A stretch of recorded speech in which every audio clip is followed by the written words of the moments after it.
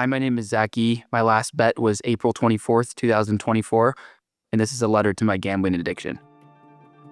Before you, I was an honest kid, a good son, someone my dad was proud of.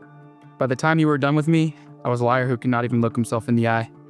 I lied to everybody, anybody who mattered to me. I lied, I hid, I conned, I asked for money and said it was for something else. I carried shame everywhere I went. What started off as a fun social hobby turned into battling you for over a decade of my life. You promised me it'd be fun, that I could win, that there'd be more good times than bad. You convinced me that the devil was better than God. I remember driving home one day, sports betting on my phone while driving, paying more attention to the screen than on the road. I ran a light and was involved in a head-on collision going nearly 60 miles an hour. Even that did not stop me. You took control over my daily life. You would not let me enjoy life for what it was. Before you, I had highs and lows. I could feel things. With you, everything became numb. The only thing that mattered to me was the next bet. Because of you, I became dishonest in ways I never thought was possible. I crossed moral lines I swore I would never cross. I told lies I promised I would never tell just to keep you alive. I manipulated the people closest to me. I stole from my wife. I leaned on my dad financially. I used my friends. I justified it all because the next bet felt more important than the last one. You took my integrity. You made me someone that I did not recognize. You took away trust that took a lifetime to build. You took away friendships and family. You took away my ability to think. You took away my financial stability. You made me ashamed to show my face. I isolated. I avoided people. And I convinced myself that everybody would be better off without me on this earth. I went to treatment more than once. The first time my dad and wife pushed me to go. My dad helped clear my debt and told me he never wanted to see me back in that place again. And I still lied. I still hid things. That was not enough. I was still not done.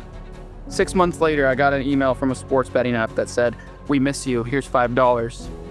And that was all it took. I closed it right away. I told myself I was not going back. But that night I opened the email again, I used the free play, and just like that, it started all over. The second time I went to treatment, it was worse. I had lost my job. I was kicked out of my house. Divorce was being talked about. I had to change my phone number because I was too embarrassed to show my face in public. I went completely off the grid. I remember calling my dad from treatment and telling him I couldn't do this anymore. There was so much going on outside.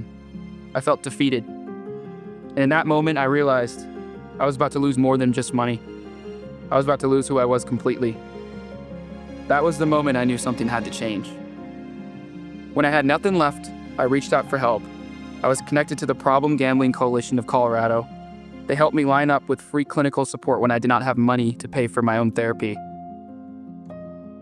I didn't even have a wallet or a phone, but I did have access to help. I also found a Monday night Young People's Gamblers Anonymous group in Denver, and for the first time I saw people my age fighting the same thing I was going through. I was not alone. Community became my lifeline. Today I work on becoming the man I always wanted to be. I'm excelling in my career. I show up differently. I tell the truth. And my dad is proud of me again. Community has become my North Star. I stay connected. I speak openly. I try to help other young people who are walking the same road that I did. To anyone who feels trapped the way I was, there is help. There is treatment. There are communities that understand addiction, and you do not have to fight this alone. You do not have to win a bet to be a winner. The real winning is taking your life back. So goodbye, gambling. You do not control me anymore, and you will not define me for the rest of my life.